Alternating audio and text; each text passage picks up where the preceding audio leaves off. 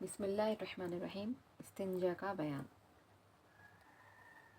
مسئلہ: جب سو کر اٹھے تو جب تک گٹے تک ہاتھ نہ دھولے تب تک ہاتھ پانی میں نہ ڈالے، چاہے ہاتھ پاک ہو اور چاہے ناپاک ہو۔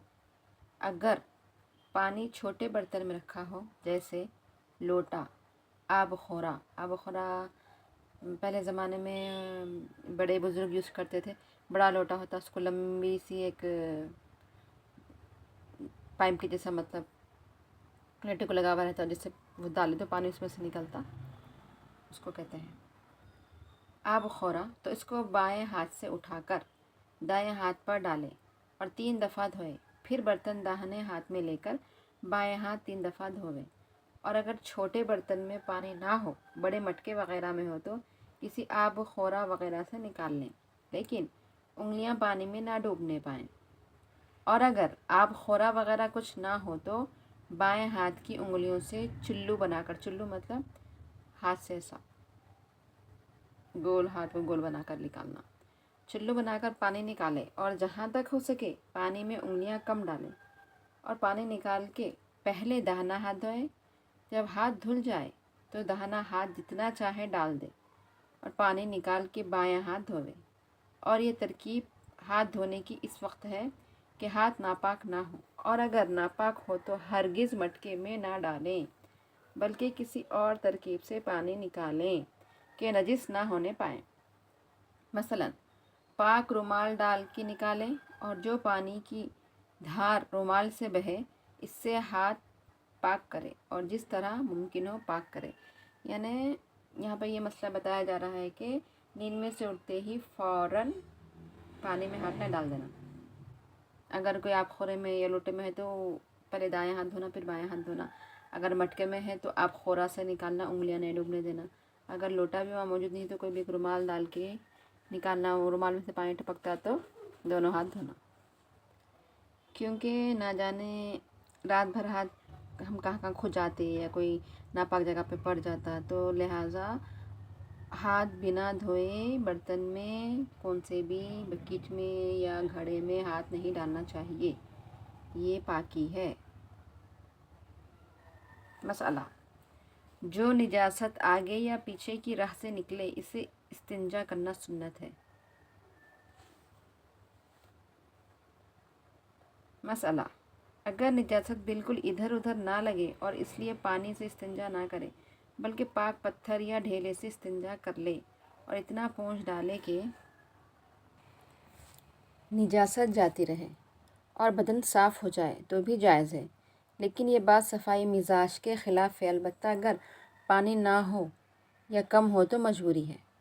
مسئلہ: ڈھیلے سے استنجا کرنے کا کوئی خاص طریقہ نہیں ہے، بس اتنا خیال رکھے کہ نجاست ادھر ادھر پھیلنے نہ پائے اور بدن خوب صاف ہو جائے۔ مسئلہ: ڈھیلے سے استنجا کرنے کے بعد پانی سے استنجا کرنا سنت ہے، لیکن اگر نجاست ہتھیلی کے گہراؤ یعنی روپے سے زیادہ پھیل جائے تو ایسے وقت پانی سے دھونا واجب ہے، بے دھوئے نماز نہ ہوگی۔ اگر نجاست پھیلی نہ ہو تو فقط ڈھیلے سے پاک کر کے بھی نماز درست ہے، لیکن سنت کے خلاف ہے۔ یعنی پانی نے پہلے زمانے میں پانی کی بہت قلت بھی رہتی تھی، اگر پانی موجود نہیں ہے تو مٹی کا اینٹ کا ڈھیرا لے کے اس سے جو گندگی لگی ہوئی ہے مطلب موشن وغیرہ تو اس کو صاف کر لیے، زیادہ نہیں پھیلا ہوا رہا تو اس سے نماز پڑھ سکتے، لیکن سنت کے خلاف ہے۔ ڈھیرے سے صاف کر کے پھر پانی سے دھونا یہ سنت ہے۔ لہٰذا ناظرین، ہم تو پانی سے ہی صاف کرتے ہیں، لیکن مجبوری میں شاید کبھی ایسا حالات پیش آ جائے تو ایسا کرنا چاہیے۔ مسئلہ: پانی سے استنجا کرے تو پہلے دونوں ہاتھ گٹوں تک دھوئے، پھر تنہائی کی جگہ جا کر بدن ڈھیلا کر کے بیٹھے اور اتنا دھوئے کہ دل کہنے لگے کہ اب بدن پاک ہو گیا۔ البتہ اگر کوئی شکی مزاج ہو کہ پانی بہت پھینکتی ہے پھر بھی دل اچھی طرح صاف نہیں ہوتا تو اس کو یہ حکم ہے کہ 3 دفعہ یا 7 دفعہ دھو لے، بس اس سے زیادہ نہ دھوئے۔ مسئلہ: اگر کہیں تنہائی کا موقع نہ ملے تو پانی سے استنجا کرنے کے واسطے کسی کے سامنے اپنے بدن کو کھولنا درست نہیں، نہ مرد کے سامنے نہ کسی عورت کے سامنے۔ ایسے وقت پانی سے استنجا نہ کریں اور بے استنجا کی نماز پڑھ لے، کیونکہ بدن کا کھولنا بڑا گناہ ہے۔ مسئلہ، ہڈی اور نجاست جیسے گوبر، لید وغیرہ اور کوئلہ، کنکر، شیشہ اور پکی اینٹ اور کھانے کی چیز اور کاغذ سے اور داہنے ہاتھ سے استنجا کرنا برا اور منع ہے، نہ کرنا چاہیے۔ لیکن اگر کوئی کر لے تو بدن پاک ہو جائے گا، یعنی گوبر سے یا لید یا کوئلہ ہے، کنکر ہے، شیشہ ہے، پکی اینٹ ہے جو آگ میں جلائی جاتی، اس سے کوئی اگر استنجا کر کے وہ گندگی صاف کر لے تو پاک تو ہو جاتا، لیکن ان چیزوں سے کرنا منع ہے۔ مسئلہ، کھڑے کھڑے پیشاب کرنا منع ہے۔ بہتر ہے کہ آپ بیٹھ کر پیشاب کریں، کیونکہ اس کے چھینٹے آپ کے بدن پر گر سکتے ہیں اور یہ دیکھنے میں بھی برا معلوم ہوتا ہے۔ مسئلہ، پیشاب و پاخانہ کرتے وقت قبلے کی طرف منہ کرنا اور پیٹھ کرنا منع ہے۔ واش رومس کبھی بھی بنائیں، اگر کسی کو پتہ نہیں ہے تو اس پر عمل کیجیے۔ نہانے کا حمام یا واش روم وغیرہ جب ہم بناتے تو قبلے کی طرف رخ نہیں کرنا ہے۔ خیر حمام تو بناتے ہیں، وہ ہمارے اوپر ہم کیسا بیٹھ کرنا ہے، لیکن ٹوائلٹ جب بناتے ہیں تو نہ قبلے کی طرف پیٹھ ہونا، نہ قبلے کی طرف چہرہ ہونا۔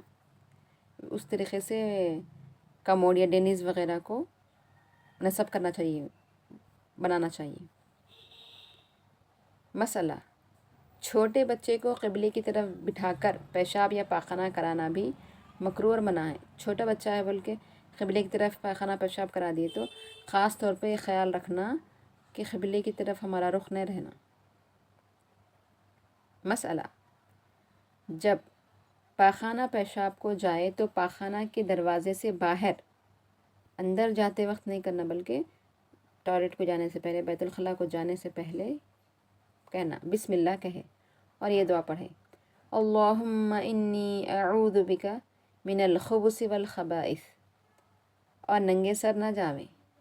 کسی انگوٹھی وغیرہ پر اللہ تعالیٰ اور اس کے رسول صلی اللہ علیہ وسلم کا نام ہو تو اس کو اتار ڈالیں اور پہلے بایاں پر رکھے اور اندر خدا کا نام نہ لیں۔ اگر چھینک آئے تو فقط دل میں الحمدللہ کہیں، زبان سے کچھ نہ کہیں، نہ وہاں کچھ بولیں نہ بات کریں۔ پھر جب نکلے تو داہنا پیر نکالیں، یعنی جب نکلے تو پہلے داہنا پیر نکالیں اور دروازے سے نکل کر یہ دعا پڑھیں، غفرانک الحمدللہ اذہب عنی الاذی وعافانی۔ پھر سے غور سے سن لیجیے، بیت الخلاء جاتے وقت کی دعا، اللہم انی اعوذ بک من الخبث والخبائث۔ بیت الخلاء سے نکلنے کی دعا، غفرانک الحمدللہ اذہب عنی الاذی وعافانی۔ اور استنجا کے بعد بایاں ہاتھ کو زمین پر رگڑ کر یا مٹی سے مل کر دھوئیں۔ نارمل ہم کیا بولتے ہیں، ہینڈ واش صابن وغیرہ سے دھوتے ہیں، دھو لینا چاہیے۔ اور اس بات کا خیال رکھیں، واش روم جانے سے پہلے دعا پڑھنا چاہیے۔ زیادہ سے زیادہ شیئر کریں، لائک کریں، سبسکرائب کریں۔ جزاک اللہ۔